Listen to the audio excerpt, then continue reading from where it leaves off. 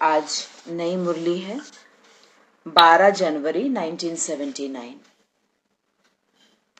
12 जनवरी 1979। वरदाता बाप द्वारा मिले हुए खुशी के खजानों का भंडार।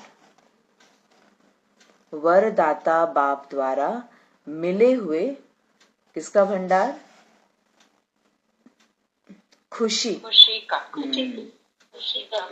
खुशी के खजानों का भंडार। विश्व के रचयिता, सर्व खजानों के दाता, सर्व वरदानों के दाता बाप दादा बोले। बाप दादा बच्चों के राज्य भाग्य को देखकर हर्षित हो रहे हैं। अब राज्य भाग्य तो मिला नहीं अभी कि मिल गया, तो बाबा किसको देख के हर्षित हो रहे हैं? राज्य भाग्य बाबा देखकर हर्षित हो रहे हैं।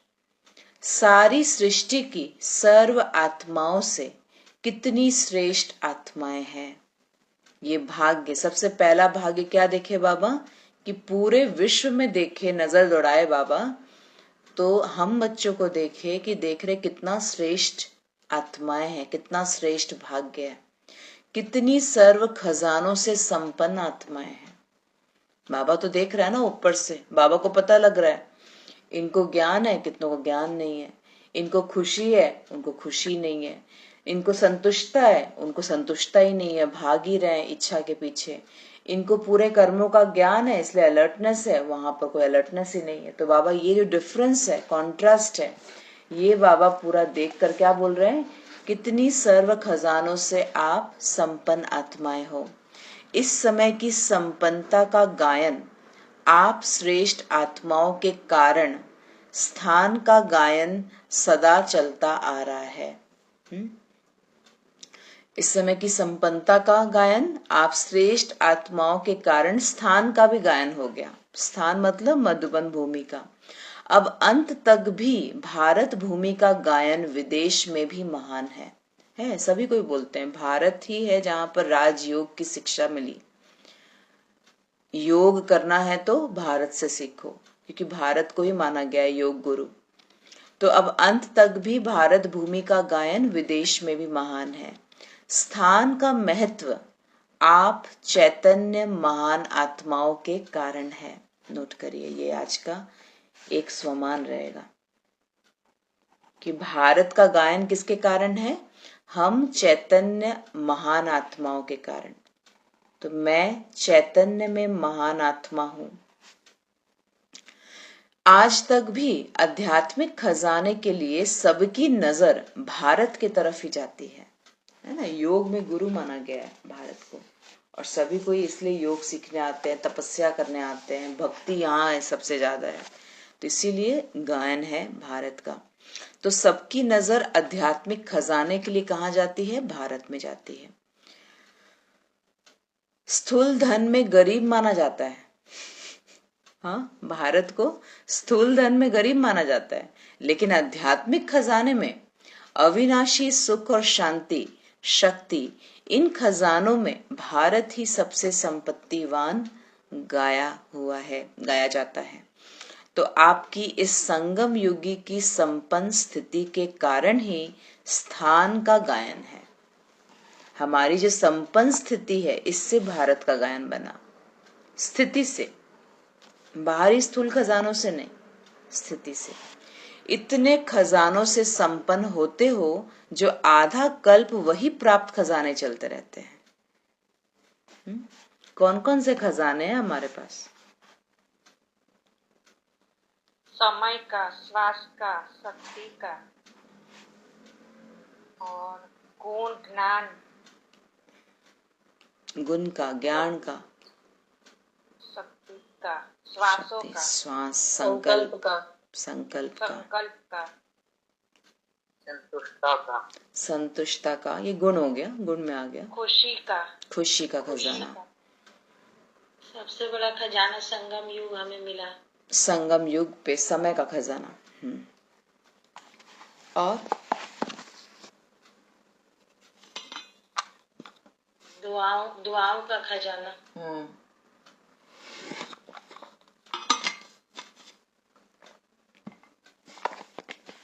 दुआओं का खजाना।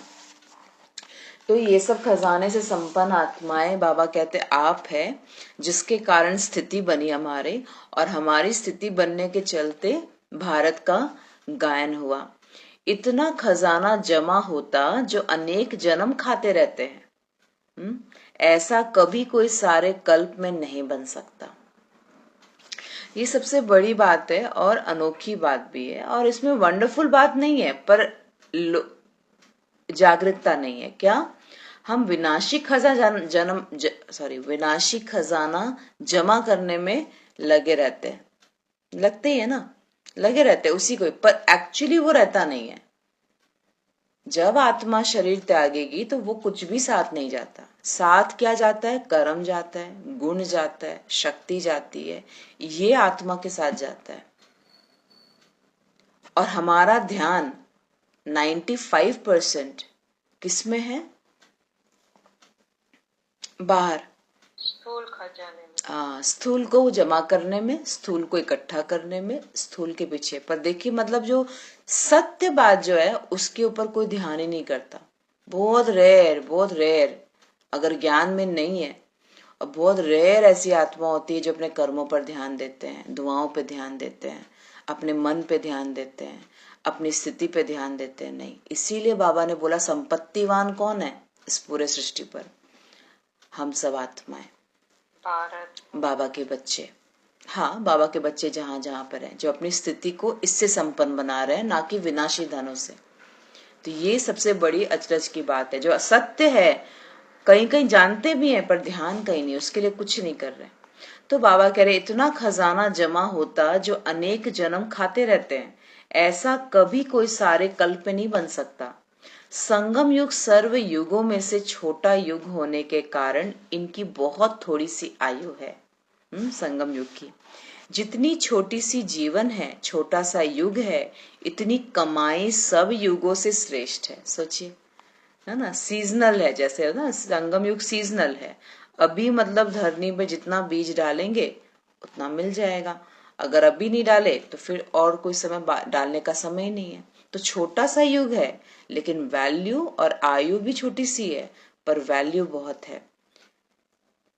उतनी कमाई करने का युग है। सदा अपने खजानों को स्मृति में रखते हो। क्या क्या खजाने मिले हैं, किस द्वारा मिले हैं और कितने समय तक चलने हैं। बाप ने खजाने तो सबको एक समान दिए हैं, किसी को 1 लाख, किसी को 1000 नहीं दिया। सब बच्चों को बेहद का अखूट खजाना बाप द्वारा मिला है, बहुत मिला है और बाबा द्वारा मिला है। ऐसे अखूट खजाने से स्वयं को सदा भरपूर तृप्त आत्मा समझते हो। नोट, ये दूसरा हमारा स्वमान। मैं सदा परमात्मा के अखूट खजाने से भरपूर तृप्त आत्मा हूं। सदा, सिर्फ यही हमको कितना अलग कर देता है। समझ जो है बाबा जो हमको दिए, उससे हम अपने आप को अलग कर सकते हैं। तृप्त आत्मा को सदा बाप और खजाना ही सामने रहता है। तृप्त आत्मा, भरी हुई आत्मा जो है, संतुष्ट आत्मा जो है, उनके आगे कौन है? सदा बाबा और खजाना सामने रहता है, और सदा इसी नशे में झूमते रहते हैं। अब क्या, पहले बाबा ने संपन्नता के ऊपर बताया, खजानों के ऊपर बताया। अब अगर ये स्मृति में रहता है, मेरे सामने रहता है, आंखों के सामने, स्मृति में, तब बाबा कहता है नशा चढ़ता है कि मैं कितनी श्रेष्ठ आत्मा हूं। जब मैं ये स्वमान लेती हूँ कि मैं श्रेष्ठ आत्मा हूं, मैं भरपूर आत्मा हूं, ज्ञान गुण शक्तियों से संपन्न आत्मा हूं, जब मैं ये स्वमान ले रही हूँ, इसके ऊपर चिंतन कर रहे हैं, तो उसी समय ये पूरे विश्व को जब हम देखते हैं तब लगेगा इस पूरे विश्व में कितनी आत्माएं जिनको तो पता ही नहीं है, और कितनों को तो पता होने के बावजूद भी, ज्ञान आने के बाद भी चेतना जागी नहीं है। इससे बहुत है, मुरली सुना भी रहे, सुन भी रहे, पर चेतना जागृत नहीं है। अभी भी पाप कर्म संस्कारों के वश कर्म कर ही रहे, उसमें जरा सा भी रियलाइजेशन नहीं है। तो बाबा कह रहे ऐसी आत्माओं को देखिए और फिर अपने आप को देखिए। तब नशा चढ़ेगा कि कितना बाबा श्रेष्ठ बना रहा है। हम एक एक बात पे समर्पण है, एक एक बात पे समर्पित है ना बाबा के, बाबा मुझसे ये ना हो जाए, ये गलती ना हो जाए, ध्यान दे रहे इतना खुद के ऊपर। तो बाबा कह रहे हैं तब आपको वो फील होगा, क्या नशा चढ़ेगा। संपन्नता को देखेंगे, अपनी स्थिति को देखेंगे, अपने पुरुषार्थ को देखेंगे, तब क्या दिखेगा, तब बाबा कह रहे नशे में झूमते रहते हैं। और सबसे बड़े ते बड़ा खजाना, जिस खजाने के लिए अनेक आत्माएं अनेक प्रकार के साधनों को अपनाती है फिर भी वंचित है। कौन से खजाने की बात कर रहे हैं बाबा? अभी अभी सबसे बड़े ते बड़ा खजाना बाबा बोल रहे हैं इसको, ज्ञान का खजाना। जिस खजाने के लिए अनेक आत्माएं अनेक प्रकार के साधनों को अपना रही है फिर भी वंचित है, वह कौन सा खजाना आपको मिल गया? खुशी का खजाना। हाँ, खुशी, शांति। पर आज जो बाबा की मुरली है वो खुशी के ऊपर है ना। तो आज दुनिया में किस खजाने की इच्छा है, जिस इच्छा के कारण आत्माएं जगह जगह भटक रही है। किस लिए इतना बाहर घूम रहे हैं, फिर रहे हैं, खा रहे हैं, पहन रहे हैं? हाँ, किसके लिए? हाँ, खुशी मिलेगा, खुशी के लिए। खा रहे किस लिए? खुशी मिलेगी। बाहर जा रहे किस लिए? खुशी मिलेगी। पहन रहे किस लिए? खुशी मिलेगी। हाँ, घूम रहे किसके लिए? खुशी मिलेगी। सारा अल्टीमेटली आत्मा को खुशी चाहिए। आप सबके पास सिर्फ अब के लिए नहीं लेकिन अनेक जन्मों के लिए भी जमा है। और वह कौन सा खजाना मिला? सबसे बड़े ते बड़ा खजाना है खुशी का खजाना। नोट करिए। इसीलिए क्या है बोला, शरीर छूटे लेकिन क्या ना छूटे? खुशी ना छूटे।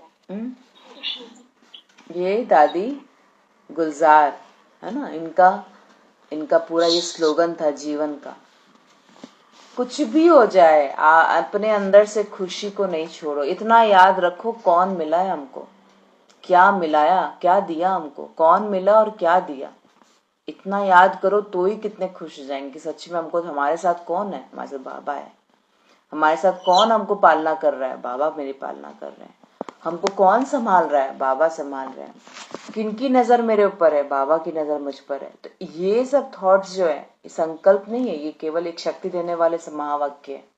ये याद रहेगा तो खुशी का खजाना बढ़ता रहेगा। तो बाबा कह रहे सबसे बड़े ते बड़ा खजाना है खुशी का खजाना। इसी खुशी के लिए लोग तड़पते हैं और आप सब सदा खुशी में नाचने वाले हो। हाँ, सब तड़प रहे हैं। अभी कोई बोलता है ना खाने में खुशी मिलती है, नहीं। हाँ, घूमने में खुशी मिलती है ना, पहना अच्छे अच्छे पहना देंगे, जेवर वेवर सब कुछ दे देंगे आपको, पहन लीजिए, उसमें भी खुशी नहीं है। खुशी कहाँ मिलती है?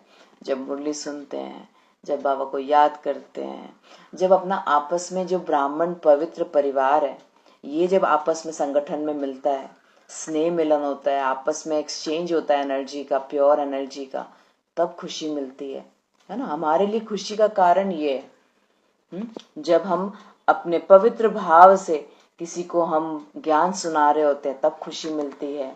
भगवान के प्रति समर्पण होकर जब सेवा करते हैं, तन मन धन लगाते हैं, तब खुशी मिलती है।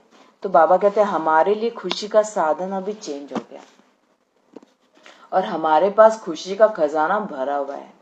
इसी खुशी के लिए लोग तड़पते हैं और आप सब सदा खुशी में नाचने वाले हैं। आप सबके यादगार चित्र में भी खुशी का पोज दिखाया हुआ है। अपना चित्र याद है? बताइए तो बाबा किस चित्र की बात कर रहा होगा? देवताओं पूज्य स्वरूप, देवताओं के। अच्छा, उसमें भी कौन सा चित्र? खुशी वाला, नाच रहे हैं जो? अभी मैंने पढ़ा नहीं है पर मुझे लग रहा है बाबा वही चित्र बोलेगा। आप बोलिए। रास करते, खुशी में डांस करते, हाँ, रास रचाते हो। मुझे लगता है बाबा वो चित्र की बात कर रहा है जहाँ हर एक गोपियां कृष्ण के साथ डांस कर रही है और खुशी में नाच रही है ना, वही है डांस का चित्र। तो यादगार का चित्र क्या बनाएगा कि हर एक के साथ गोप गोपियों के साथ कृष्ण है, कृष्ण तो एक ही है पर हर एक के साथ कैसे डांस कर रहे हैं। तो देखते हैं बाबा क्या बोलते हैं। तो अमृत वेले से लेकर इस खुशी के खजाने को यूज करो। नोट, दूसरा पॉइंट बहुत इंपॉर्टेंट पॉइंट, खजाना तो है, चलो पता भी लग गया कि खजाने की मैं मालिक हूं, पर यूज करना पड़ेगा, खुश रहना पड़ेगा, खुशी में बात करनी पड़ेगी, खुशी में रहकर जीवन बिताना पड़ेगा, तब उसको यूज कर रहे हैं ना। नहीं तो खजाना तो है बैंक अकाउंट में बहुत सारा, पर जब मुसीबत आता है, जब जरूरत आता है तो भी हम पैसा निकालेंगे नहीं। क्यों? क्योंकि बस पड़ा में खुशी मिल रहा है मेरे को, वो तो नहीं होगा ना, यूज तो करना पड़ेगा आपको। तो बाबा कह रहे हैं अमृत वेले से लेकर इस खुशी के खजाने को यूज करो। सोचो या अपने आप से बात करो, आंखें खुलते कौन सामने आता है, पहले पहले संकल्प में किससे मिलन होता है। हाँ, अब इसको सोचना है। सुबह क्यों भगवान कौन, अमृत वेले कौन मिलने आता है हमसे, स्वयं भगवान मिलने आते हैं, है ना, भगवान से मिलन होता। तो इसलिए पहले पहले सोचो कि संकल्प में किससे मिलन होता है। सबसे पहले अंदर में मुख से क्या निकलता है, उठते ही, आंख खुलते ही, गुड मॉर्निंग बाबा, गुड मॉर्निंग बाबा, मेरे मीठे बाबा, गुड मॉर्निंग। सबसे पहले मेरा बाबा गुड मॉर्निंग, ये सबसे पहले निकलता है, दिल की आवाज। उसके बाद आप जमीन में पैर रखते हैं, है ना, मुंह पोंछते हैं, जो भी पानी पीते हैं, फिर निकलते हैं। तो सबसे पहले संकल्प किसके ऊपर, डायरेक्ट सुप्रीम अथॉरिटी के पास हमारा मन जाता है, हमारी बुद्धि जाती है, हमारी याद जाती है। विश्व के रचता, विश्व के रचता, सर्व खजानों के दाता, सर्व वरदानों के दाता, बीज से मिलन होता है सबसे पहला, जिसमें सारा वृक्ष समाया हुआ है। सर्व आत्माएं भिखारी बनकर बाप की एक सेकंड की झलक देखने की इच्छा से कितने कितने कठिन मार्ग अपनाते हैं, और आप श्रेष्ठ आत्माएं सर्व संबंधों से मिलन मनाने के अनुभवों के श्रेष्ठ खजाने के अधिकारी हो। तो सबसे पहली खुशी की बात तो यही है, हाँ, सबसे पहले तो खुशी की बात यही है कि अमृत वेले सर्व संबंध से बाप से मिलन बनाना, यह है सबसे पहली खुशी की बात। दुनिया भिखारी है और आप हो बच्चे, मांग रहे हैं वो लोग, और हम कौन है, बाबा के बच्चे, अधिकारी बच्चे, डायरेक्ट बच्चे। तो सबसे सेकंड खुशी की बात। तो बाबा कह रहे हैं दुनिया भिखारी है और आप हो बच्चे। इससे बड़ी खुशी और कोई हो सकती है क्या? दूसरी खुशी की बात। तो पहला क्या हो गया, अमृत वेले जो बाबा मिलन मनाते हैं। कौन मिलन मनाता है हमसे, स्वयं विश्व के रचयिता, सर्व खजानों के दाता और सर्व वरदानों के दाता बीज, वो हमसे मिलते हैं। और दूसरा खुशी की बात है कि अमृत वेले क्या होता है, सबसे बड़ी खुशी की बात कि दुनिया में सब कोई भिखारी है पर हम बाबा को बच्चे हैं। तो ये सर्व संबंध जो बाबा के साथ है, ये खुशी की बात है। खजाने को यूज करो, यूज करना ही खजानों की चाबी है। नोट करिए, ये इंपॉर्टेंट है। शक्ति है, हम सबके अंदर शक्ति है। अगर सहन शक्ति को यूज ही नहीं करेंगे तो खजाने बढ़ेंगे नहीं। जितना हम यूज करते हैं उतना खजाना बढ़ता है। ये है आध्यात्मिक खजानों का रूल, लॉ। स्थूल खजाना को जितना यूज करेंगे खत्म होएगा, पर आध्यात्मिक अविनाशी खजाना ऐसा जो होता है, उसको जितना यूज करेंगे वो बढ़ेगा। ये फर्क है। सहन शक्ति, समाने की शक्ति, प्रेम की शक्ति, ये सारी शक्ति है हमारे अंदर। हम सबको पता है कि हमारे अंदर बहुत खजाना है, पर जब तक कोई परिस्थिति नहीं आती, वो खजाना कहाँ यूज करेंगे? जब दम लगाना पड़ेगा तभी तो शक्ति यूज होएगी ना, नहीं तो ऐसे बैठे बैठे तो शक्ति यूज होएगी नहीं। तो दम लगाना है कब? कंट्रोल करने के लिए, समेटने के लिए, बुद्धि को फुल स्टॉप लगाने के लिए शक्ति लगती है। ऐसे नहीं एकदम तूफान में मन चल रहा है, फुल स्टॉप लगाना है, इसके लिए क्या चाहिए? तूफान चल रहा है, मन भाग रहा है घोड़े की तरह, और आपको फुल स्टॉप लगाना है, तो क्या चाहिए इसमें? क्या चाहिए? पापा की याद, शक्ति। आत्मा में शक्ति नहीं होगी, नहीं कर पाएंगे। आत्मा में अगर शक्ति नहीं होगी, आप परिवर्तन नहीं कर सकते। नेगेटिव का तूफान चल रहा है अंदर, उसको पॉजिटिव करने के लिए क्या चाहिए? परिवर्तन शक्ति। वो जब तक आत्मा में नहीं होगा, आत्मा उसको यूज नहीं करेगी, शक्ति नहीं बढ़ेगी। परिस्थिति आई, उसको फेस करने की शक्ति कौन? शक्ति तो आत्मा में चाहिए ना। तो सारी शक्ति हमारे अंदर है, पर जब तक हम उसको यूज नहीं करेंगे तब तक वो आएगा नहीं सामने, बढ़ेगा नहीं। इसीलिए बाबा कहते हैं चुप रहो, शांत रहो, अपने को चेंज करो, परिवर्तन करो। ये सारी शक्ति है।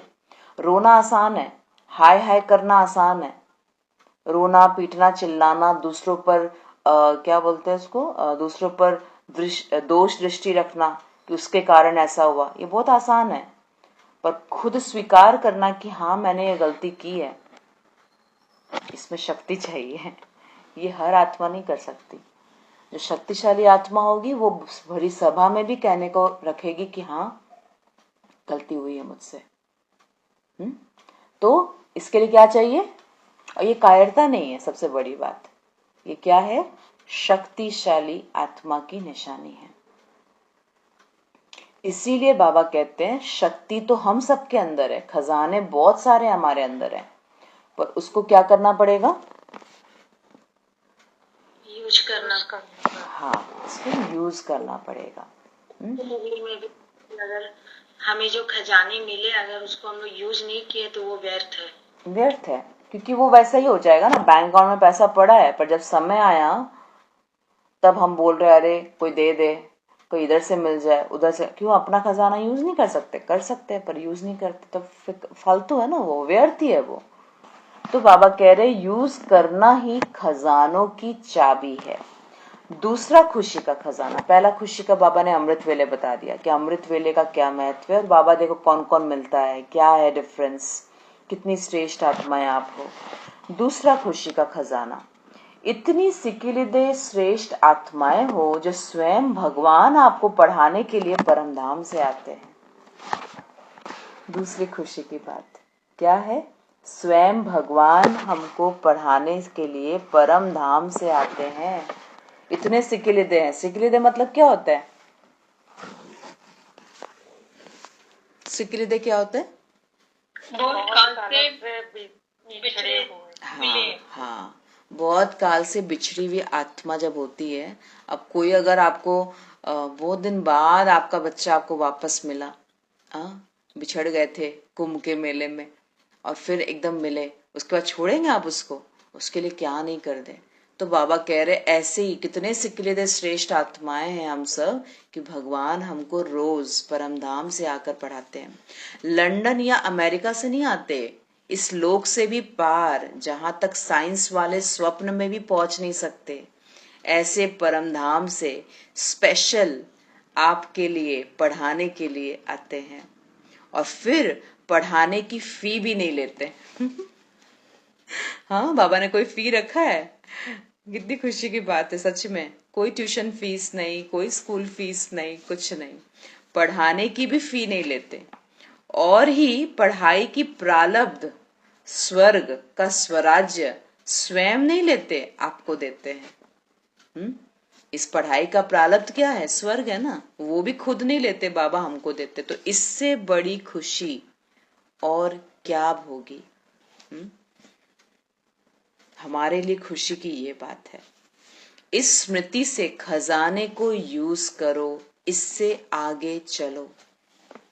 अब तीसरा, योग है दूसरा, है ना, पढ़ाई की बात।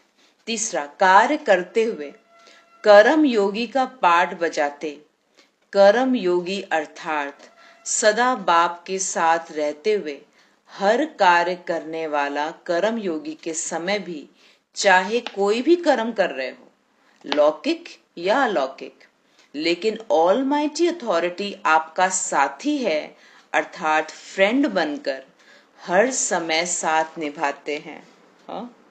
ऑलमाइटी अथॉरिटी हमारे साथी फ्रेंड बनकर साथ निभाते हैं। ऐसा फ्रेंड फिर कभी किसी को मिल नहीं सकता। कभी फ्रेंडशिप निभाते हैं और कभी कंबाइंड युगल रूप निभाते हैं। बाबा कभी क्या बन जाता है, कभी फ्रेंड बनता है तो कभी क्या बनता है,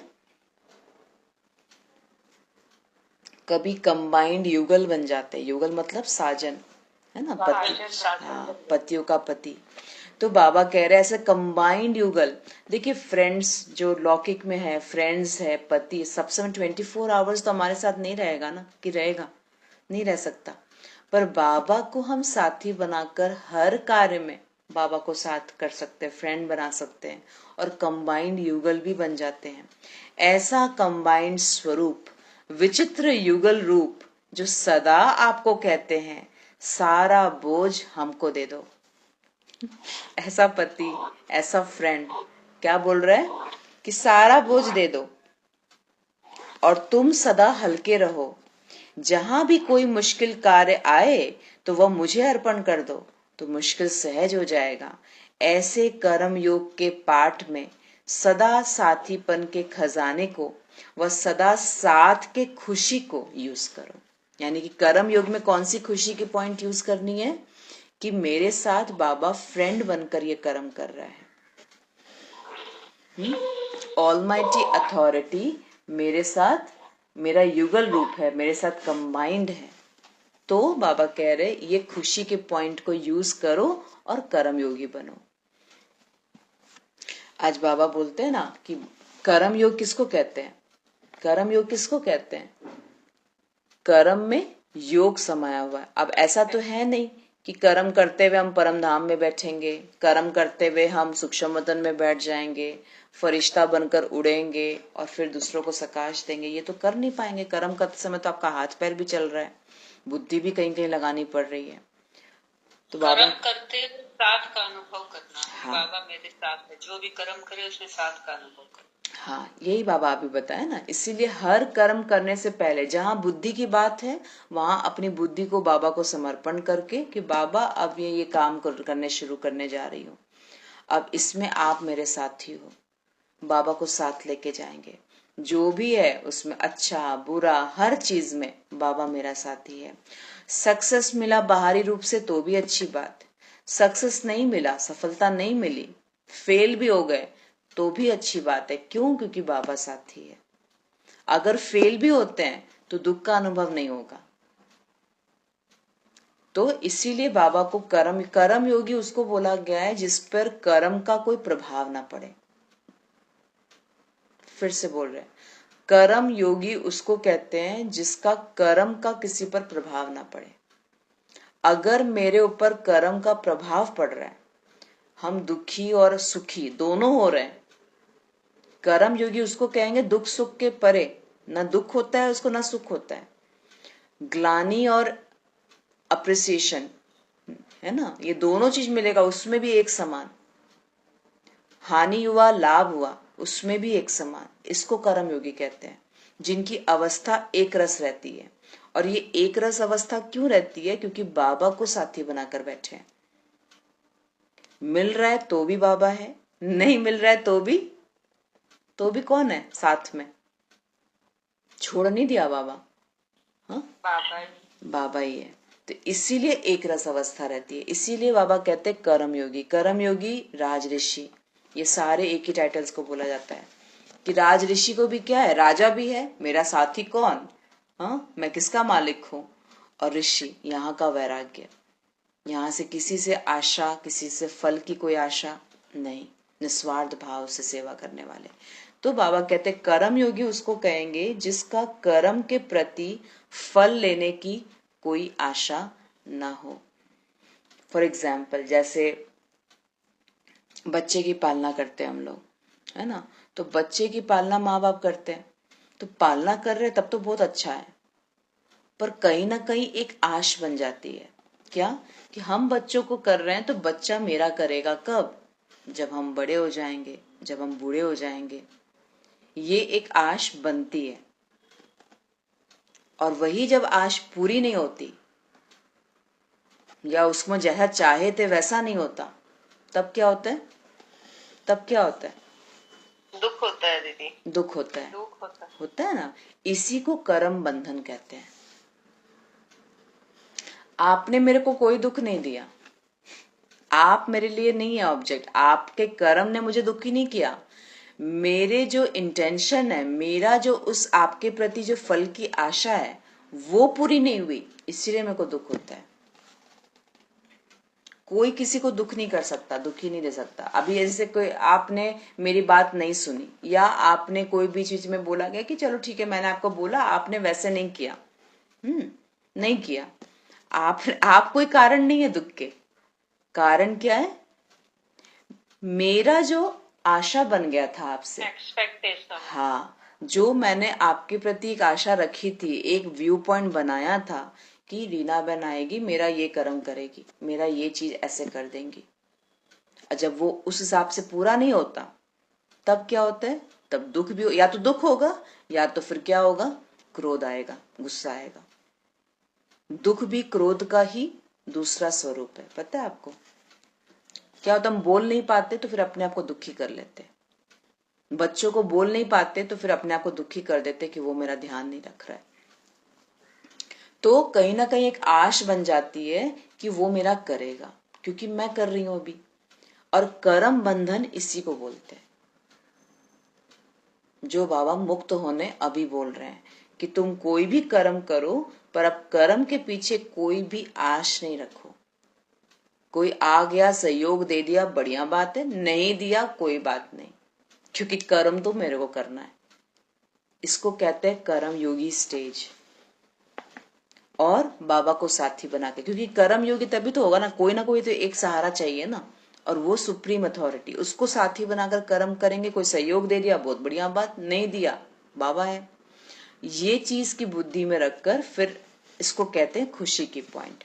आगे बढ़ते हैं। जब कार्य से खाली हो जाओ तो सबसे बड़े ते बड़ा मनोरंजन का धन प्राप्त है।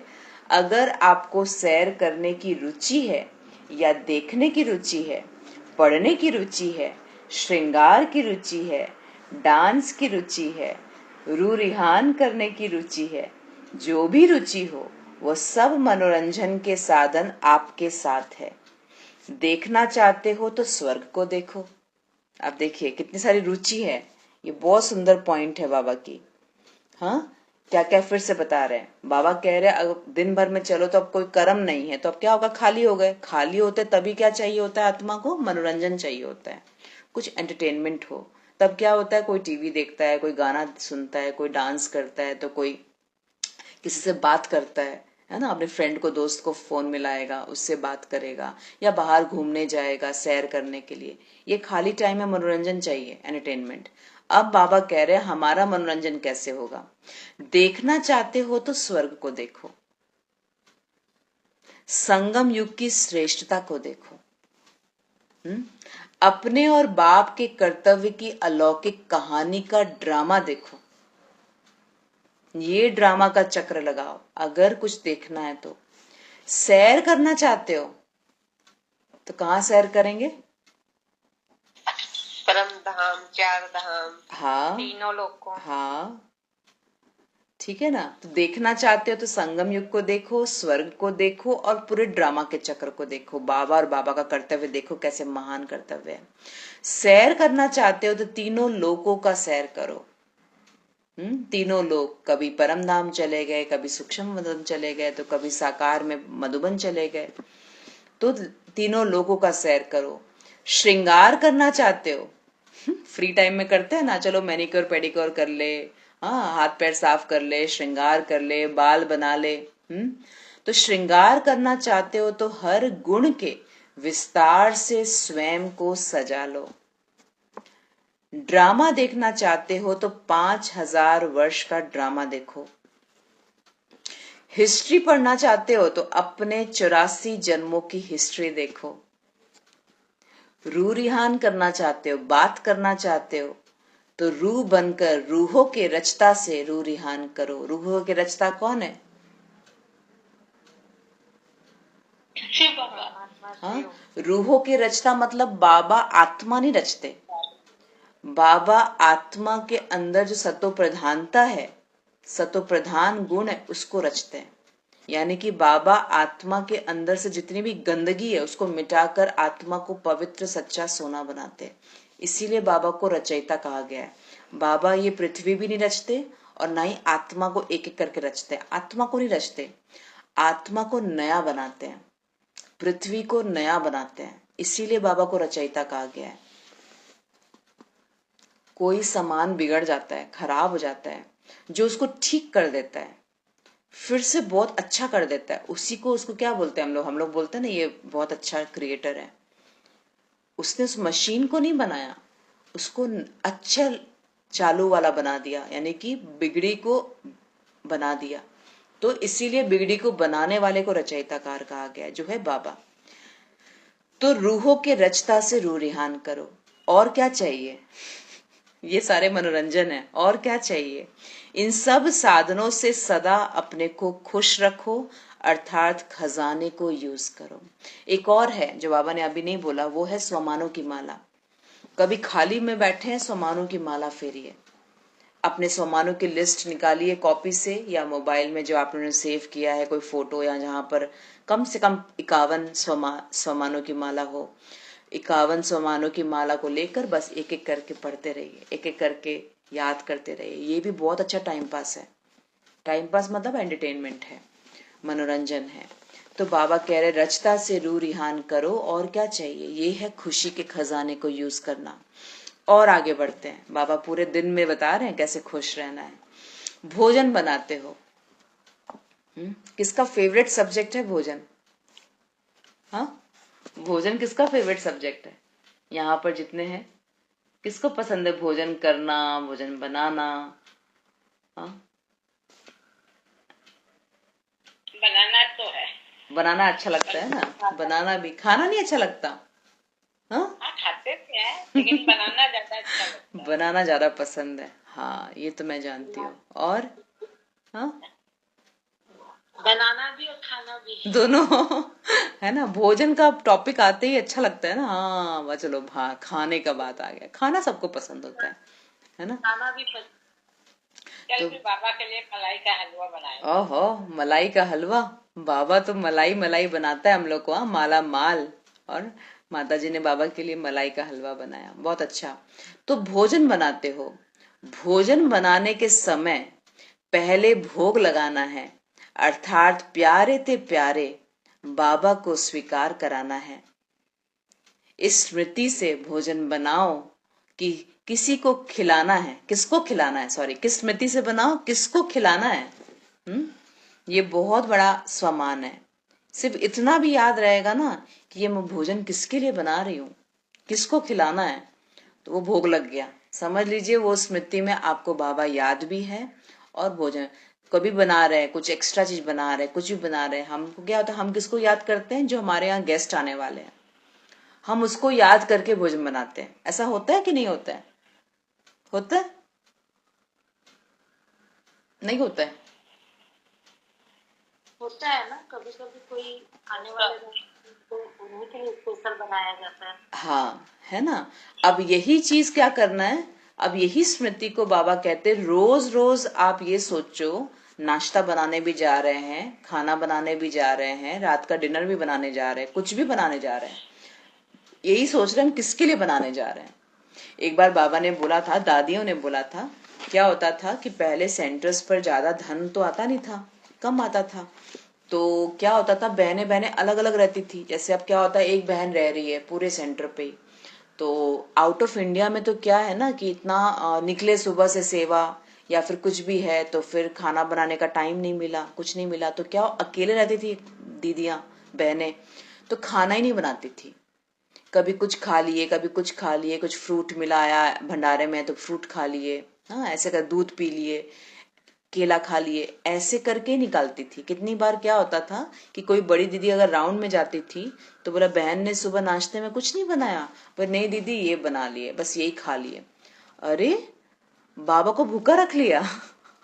हाँ, ऐसे बोलती थी दादियां।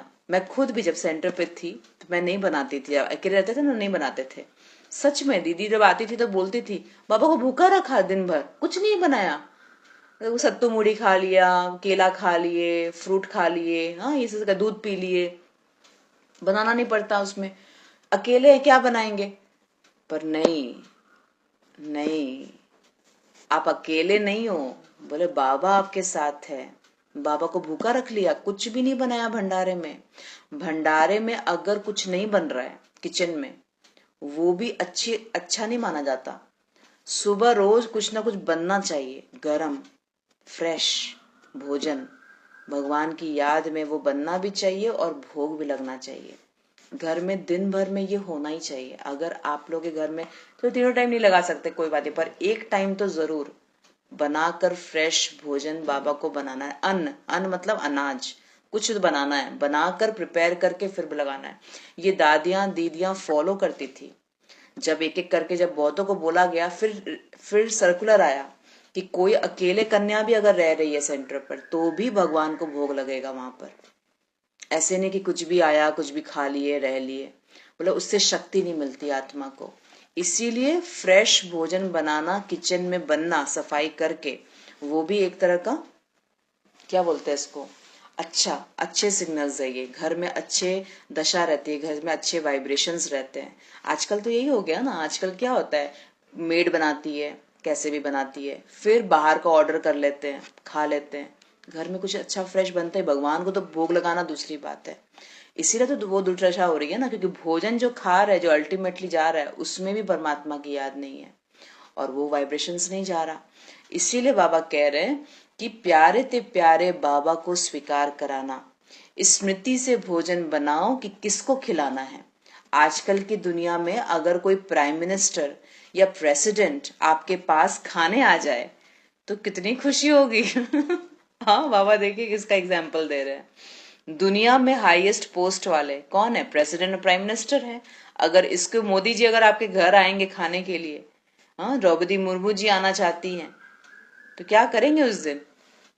बुद्धि में खाली वही रहेगा, मोदी जी के लिए बनाना है, हाँ द्रौपदी मुर्मू जी के लिए बनाना है। बाबा तो उड़ जाएगा। हाँ।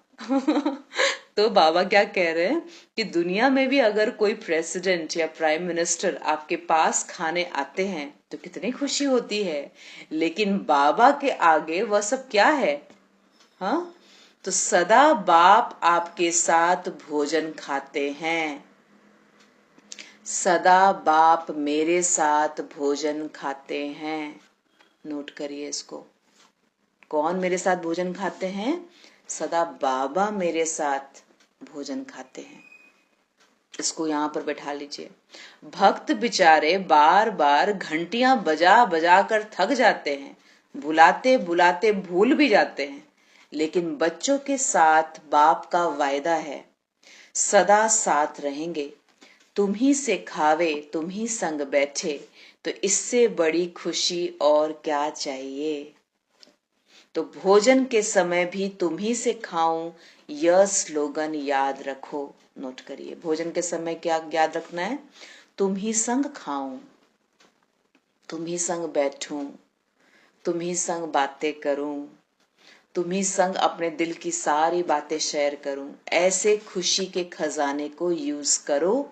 अब और आगे चलो। हाँ, ये हो गया भोजन का बात भी। अब क्या होता है, अब क्या होता है लास्ट में, क्या होता है, सोने का समय। क्या काम है हम लोग को। उठना, कर्म करना, घूमना फिरना, हाँ, खाना और फिर सो जाना, यही काम है ना। तो वही बाबा याद है। अब अंत में आ जाइए, अब दिन का अंतिम आ गया, अभी दिन का अंत समय आ गया, अर्थात रात का समय आ गया। अब रात को क्या करेंगे, सोने के पहले सारे दिन के समाचार की लेन देन, चाहे कंबाइंड रूप में करो चाहे बाप के रूप में करो। कंबाइंड रूप मतलब युगल रूप। लौकिक में क्या होता है, लौकिक में क्या होता है, सारा दिन का कभी ननद के साथ कुछ हुआ, कभी सास के साथ कुछ हुआ, कभी जेठ के साथ कुछ हुआ, कुछ हो गया, हाँ कुछ बातें बातें हो गई, उस समय तो चुप रह गए, कुछ नहीं बोले।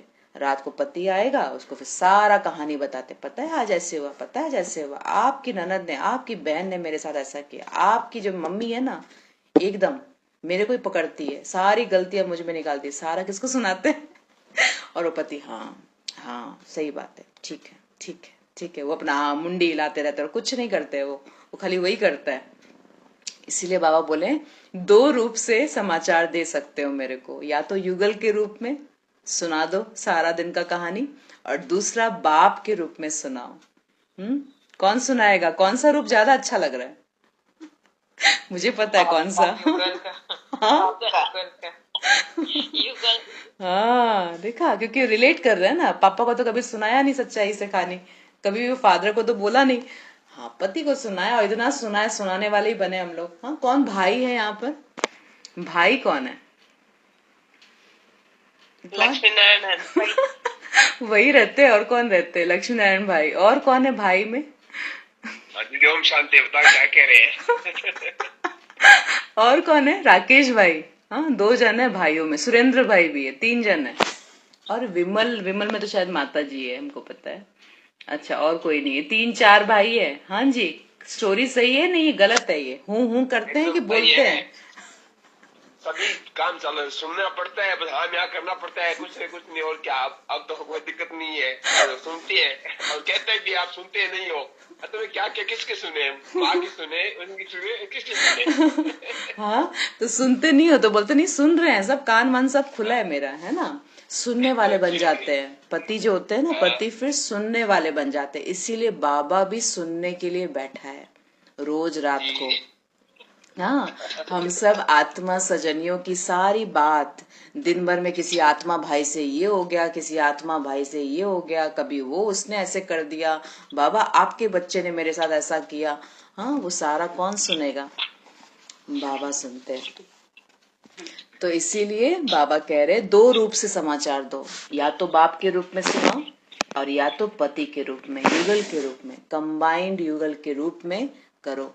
एक दिन का समाचार दो और दूसरे दिन का श्रेष्ठ संकल्प और कर्म की प्रेरणा लो। अब करना क्या है? ये तो हो गया हंसी रमणीकता, पर बाबा कह रहे हैं कि समाचार देने के बाद अगले दिन के लिए संकल्प करो कि आज जो मेरे साथ मैंने कहीं पर, बाबा कहीं पर सहन नहीं कर पाई, बाबा कहीं पर मेरे से मेरे वाचा में थोड़ा हाई हो गया, मैंने बोल दिया। तो अगले दिन के लिए फिर क्या करना है?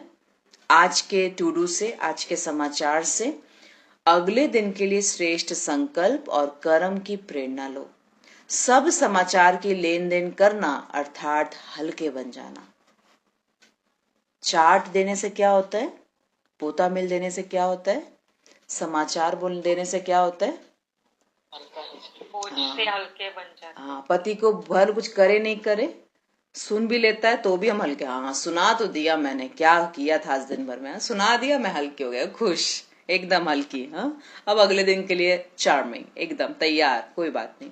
तो जैसे रात को हल्की ड्रेस में सोते हो ना, ऐसे बुद्धि को हल्का करना अर्थात हल्की ड्रेस पहनना। देखिए बाबा कितनी अच्छे से चीजों को समझा रहे। नाइट ड्रेस पहनते हैं ना हम लोग, हाँ नाइट ड्रेस क्या करते हैं, हम कॉटन का पहनते हैं, हल्का पहनते हैं, लूज लूज पहनते हैं, जरा सा भी तकलीफ ना हो सोने में। वैसे बाबा कह रहे हैं बाबा को पोता मिल देना मतलब हल्की ड्रेस पहनना, नाइट ड्रेस पहनना। ऐसे तैयार होकर साथ में सो जाओ, अकेले नहीं सोना। हाँ अकेले नहीं सो, अकेले होंगे तो माया चांस लेगी। एक्चुअली आजकल अकेले नहीं सोते, किसके साथ सोते हैं? किसके साथ सोते हैं? बाबा के साथ। ना ना ना ना, बाबा को छोड़िए, और भी कुछ है। हाँ आजकल मोबाइल के साथ सोते हैं। हाँ बाबा पे तो सोते हैं, बाबा को पोता मिल दे दिए, ठीक है, सब कुछ देने के बाद जब बेड पे जाते हैं तो भी हाथ में मोबाइल रहता है। तो मोबाइल के साथ सोते हैं। तो बाबा कह रहे इसलिए अकेले नहीं सो, अकेले सोएंगे तो माया चांस लेगी, इसलिए सदा साथ रहो।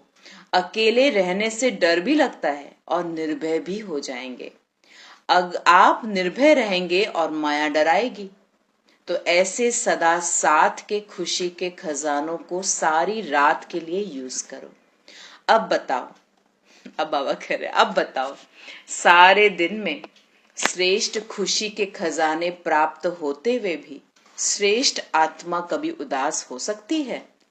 बाबा सारा पॉइंट बताए हैं, अमृत वेला, कर्म योग नहीं, फिर पढ़ाई, फिर कर्म योग, फिर एंटरटेनमेंट, मनोरंजन, उसके बाद बाबा ने क्या बताया, भोजन, उसके बाद बाबा ने बताया रात वाला शेड्यूल।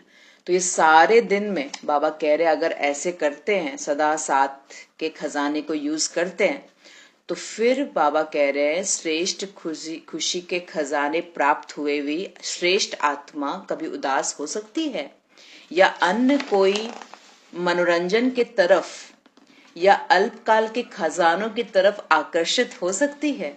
यही होगा ना, या तो उदास होंगे और या तो कहीं और आकर्षित हो जाएंगे। तो इतना बड़ा खजाना मिलने के बाद कहीं और आकर्षण होगा? ऐसी श्रेष्ठ अर्थात संपन्न आत्माएं हो। आपके नाम से भी जब अनेक भक्त अल्पकाल की खुशी में आ जाते हैं, आपके जड़ चित्रों के देखकर खुशी में नाचने लग जाते हैं।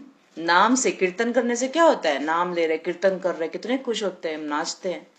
फिर जड़ चित्र को देखकर कितने खुशी होते हैं कि जैसे पर्दा खुलता है एकदम खुशी से वो जाए, कृष्ण का चाहे हो, चाहे दुर्गा का हो, चाहे वो हनुमान जी, किसी का भी आप ले लीजिए, जड़ चित्र को देखकर कितने खुश होते हैं, नाचते हैं। ऐसे खुश नसीब आप सबको खजाने बहुत मिले, अब सिर्फ यूज करो, अर्थात चाबी लगाओ। चाबी होते हुए भी समय पर नहीं मिलती, समय पर खो जाती है, इसीलिए सदा सामने रखो, अर्थात सदा स्मृति में रखो। क्या? खुशी के पॉइंट्स, खुशी की स्मृति जो बाबा ने बताया, बोले इसको याद रखेंगे तब आप यूज कर पाएंगे। तो स्मृति को रखो, बार बार स्वरूप स्मृति को रिफ्रेश करो। खजाना क्या और चाबी क्या? हर कर्म में जैसे सुनाया, जैसे बाबा ने पूरा शेड्यूल बताया, वैसे प्रैक्टिकल में लाओ, अर्थात स्मृति को स्वरूप में लाओ। समझा अभी क्या करना है? अच्छा, ऐसे सदा सर्व खजानों से संपन्न आत्माएं, हर कर्म में बाबा के साथ सर्व संबंध निभाने वाले, सदा बाप को अपना साथी अनुभव करने वाले, सदा माया के भय से निर्भय रहने वाले, ऐसी तृप्त आत्माओं को, खजाने के मालिक आत्माओं को बाप दादा का याद, प्यार और नमस्ते और ओम शांति। हम बच्चों की तरफ से बाप दादा को याद, प्यार, गुड मॉर्निंग और नमस्ते नमस्ते नमस्ते। शुक्रिया बाबा, शुक्रिया। ओम शांति। ये थी आज की मुरली, कितनी सुंदर मुरली। हाँ, इसको भी प्रिंट करके रखिएगा। एक एक करके बाबा शेड्यूल बताए हैं कि क्या क्या करना है, एक एक समय में अमृत वेले क्या करना है, पढ़ाई के समय क्या सोचना है, कर्म करते समय क्या सोचना है, मनोरंजन के लिए क्या सोचना है, और भोजन के लिए क्या सोचना है, और रात को पोता मिल देते समय क्या सोचना है, सोते समय क्या करना है, नाइट ड्रेस कौन सा पहन लेना है। हाँ, हल्का वाला नाइट ड्रेस पहन लेना है। बाबा को बुद्धि से दे दिया, सब कुछ दे दिया, बस बुद्धि से हल्का ड्रेस पहन लेना है। ठीक, वंडरफुल मुरली। डेट मैं वापस बोल देती हूँ, मुरली की डेट है 12 जनवरी 1979। 12 जनवरी 1979, वरदाता बाप द्वारा मिले हुए खुशी के खजानों का भंडार। ओम शांति। वो आप भेजती हो ना ग्रुप में, वो तो उसमें ही आते हैं, सब लिखे हैं, निकलवा लेती हूँ मैं भी ऐसे ही। चलिए बोलिए, कुछ कुछ एक दो पॉइंट बोलिए, फिर क्लास स्टॉप करेंगे। ओम शांति। बाबा ने आज सारी खुशी का खजाना दिया कि खुशी के खजाने को, खजाना सबसे बड़ा खजाना खुशी का खजाना, उसके लिए दुनिया वाले कहाँ कहाँ जाते हैं, मनोरंजन करते हैं, खाना खाते हैं, डांस करते हैं। तो बाबा ने बोला कि अगर तुम्हें मनोरंजन ही कर, तुम्हें खुशी रखनी है तो तुम सवेरे से अपने आप को देखो, जब से तुम अमृत बेला से उठते हो तब से बाबा को जो भी संबंध से हम याद करते हैं, बाबा का जो भी संबंध निभाना वो निभाते हैं। वो हमारा खुशी का खजाना होता है, हमारे रोमांच खड़े हो जाते हैं। खुद भगवान आके हमें उठाता है और खुद हम बात करते हैं भगवान से। और दूसरा खुशी का खजाना बाबा ने बताया कि सिकिंदे श्रेष्ठ आत्माएं हो तुम, बहुत बिछड़ी हुई आत्माएं हैं हम, बहुत काल से बिछड़ी हुई, तो बाबा से मिलते हैं तो बहुत खुशी होती है। उसको हमें याद करना कि हम बाबा से मिल रहे हैं, बाबा हमको मिल रहा है। तीसरा बाबा ने बोला भोजन के लिए, लाइन बाय लाइन नहीं बोल सके, भोजन के लिए बताया कि भोजन बनाते हो तो किसके लिए भोजन बनाते हो। जब कोई आत्मा हमारे या महान आत्मा आते तो मुझको याद करके भोजन बनाते हैं। तो हमें तो कौन मिला, वरदाता मिला, भगवान जिसका भंडारा, उसी को हम याद नहीं करते हैं। या कोई बात हुई बाबा पूछते हैं तो उसको याद करो और उसको याद करके तुम भोजन बनाओ। और उसकी याद में हम भोजन बनाएंगे तो शक्ति से भरपूर भोजन बनेगा, बिल्कुल स्वादिष्ट बनेगा, इसमें कोई दो राय नहीं। भगवान को याद करके भोजन बनाओ तो वो भोजन, आप नमक हल्दी भी डाल दो तो वो भोजन बहुत स्वाद बनता है बोला। और तीसरा खजाना बाबा बोला कि तुम्हें डांस ही करना है, तुम्हें कहाँ 3 लोगों की सैर करने जाना है तो 3 लोगों की सैर करो, त्रिलोकी ना 3 लोग, कभी तुम मधुबन पहुंच जाओ, कभी तुम परम धाम पहुंच जाओ, कभी तुम सूक्ष्म वतन पहुंच जाओ। बाबा ने बोला कि तुम जब लास्ट के जब अंत समय आता है तब क्या करते, लास्ट में हम रात में सोने जाते हैं तो अपने साजन या अपने पिता से हम शिकायत करते हैं, साजन के रूप में हम शिकायत करते हैं। साजन को सारे दिन भर की दिनचर्या सुनाते हैं कि आज मेरे साथ ये हुआ, आज मेरे साथ ये हुआ, आज मैंने वो बोला। अच्छी बात भी होती है तब भी सुनाते हैं, खराब होती है सुनाते हैं। और फिर उसके बाद हम सो जाते हैं। तो बाबा बोलते मेरे को सुनाओ तुम साजन बन के, मैं सारी बात सुनूंगा, तुम्हारी समस्या का हल करेंगे बाबा। तो बाबा सुनेंगे, सारी बात सुनते हैं। बहुत बढ़िया, पूरे मुरली का सार सुना दिया आपने। हाँ, और कौन बोलेंगे?